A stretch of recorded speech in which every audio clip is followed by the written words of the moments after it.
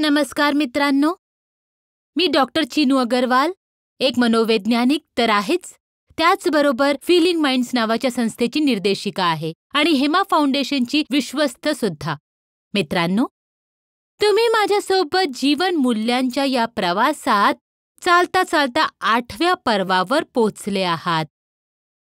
मी तुम्हा सर्वांचे खूप खूप आभार आणि स्वागत करते, ज्यांनी इतक्या जास्त उत्साहात आमच्या हेम व्हर्च्युअल पोर्टलवर रजिस्टर केलंय आणि एका मागोमाग एक सर्व चित्रपटासंदर्भात जितकी पण जीवन मूल्यांची शिकवण आहे त्यांना तुम्ही आपल्या जीवनात आत्मसात करत चालला आहात.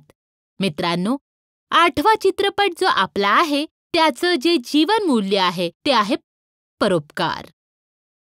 ही माझी सर्व आतापर्यंत बनलेल्या जितक्या हेमा फाउंडेशनच्या मूव्हीज आहेत त्यापैकी खूप आवडता चित्रपट आहे.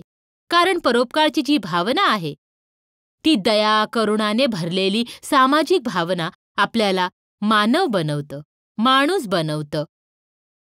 जेव्हा आपण कोणाचं दुःख त्रास पाहतो तेव्हा आपल्याला राहवलं जात नाही. आपण विचार करतो की कशा प्रकारे याच्या दुःखाला त्रासाला दूर करू शकतो. आपली ही करुणाची भावना आहे ती आपल्याला या योग्य बनवते की आपण आपला वैयक्तिक स्वार्थ सोडून दुसऱ्यांना मदत करण्यासाठी उत्तेजित होतो.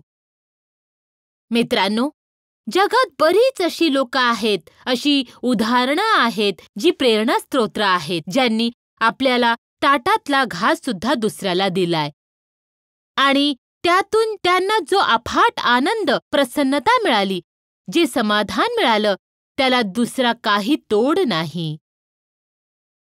सायकोलॉजीमध्ये, मनोविज्ञानात या गोष्टीचा आजकाल अभ्यास केला जातोय. या गोष्टीवर बरंच संशोधन केलं जात आहे, जिथे आपण पाहत आहोत की देण्याची जी भावना आहे आणि घेण्याची जी भावना आहे, या दोन्ही गोष्टींमध्ये आनंदाचा जो भाग आहे तो कशा प्रकारे वेगवेगळा आहे. तर आपण जर जगाला 2 भागांमध्ये त्याची विभागणी केली तर आपल्याला कळेल की एक भाग देणाऱ्याचा आहे तर एक भाग आहे घेणाऱ्याचा. एक भाग अशा लोकांचा आहे ज्यांच्या जवळ जे काही आहे, जरुरी नाही की ते लखपती आहेत, अरबपती आहेत, त्यांच्याकडे द्यायला हिरे, सोने, चांदी आहेत. जे काही त्यांच्या जवळ आहे त्यांचं मन करत असतं आपण हे कोणाला द्यावं, यातून कशी कोणाची मदत होईल. आणि एक भाग त्या लोकांचा आहे जे जेवढं शक्य होईल तितकं घेण्याचा प्रयत्न करत असतात, साठवून ठेवण्याचा प्रयत्न करत असतात. जेव्हा ह्यावर निरीक्षण केलं गेलं तेव्हा असं दिसलं की देणारे लोक, ज्यांच्या देण्याची भावना आहे, ते दीर्घ आयुष्य जगतात, जास्त आनंदी राहतात, जास्त स्वस्थ आयुष्य जगतात. तर देण्याचे स्वतःचे बरेच फायदे आहेत. यासाठी जे मोठे मोठे लोक आहेत ते समाजसेवा सुद्धा करतात. ते विचार करतात की आपल्याला जे काही मिळालं आहे ते याच समाजातून मिळालं आहे, याच लोकांकडून मिळालं आहे. हे केवळ माझ्या वैयक्तिक स्वार्थासाठी कामी नाही आलं पाहिजे, ते दुसऱ्यांच्या कामी पण आलं पाहिजे.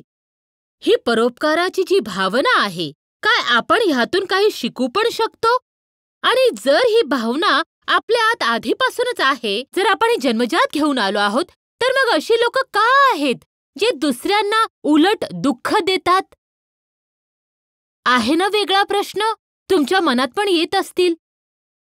या सर्व प्रश्नांची उत्तरं देणार आम्ही आपल्या या जीवन मूल्याच्या या भागात, जिथे तुम्ही पाहाल काही प्रश्नांची उत्तरं द्याल, जसं तुम्ही नेहमी करता, आपल्या सर्वेक्षण प्रश्नांची, आपल्या चित्रपटांच्या अगोदर असलेल्या MCQsची. मग त्यानंतर तुम्ही या सुंदर अशा चित्रपटाचा आनंद घ्याल, ज्यात तुम्ही पाहाल की कसं परोपकाराच्या भावनेतून इतकं सुंदर त्याचं निष्कर्ष कळतो. मी ते तुम्हाला आता नाही सांगणार, नाही तर तुम्हाला चित्रपट पाहताना त्याची मजा नाही येणार. मग त्यानंतर आपण त्या संदर्भात मुक्त चर्चा करू आपापसात आणि कार्य अपलोड करू.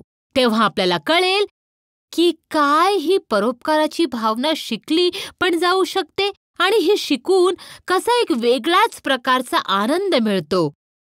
तर मग चला भेटूया एका वेगळ्या भागात, जीवन मूल्य, जो हेमा संस्थेचा सुद्धा एक लोकोपयोगी हेतू आहे.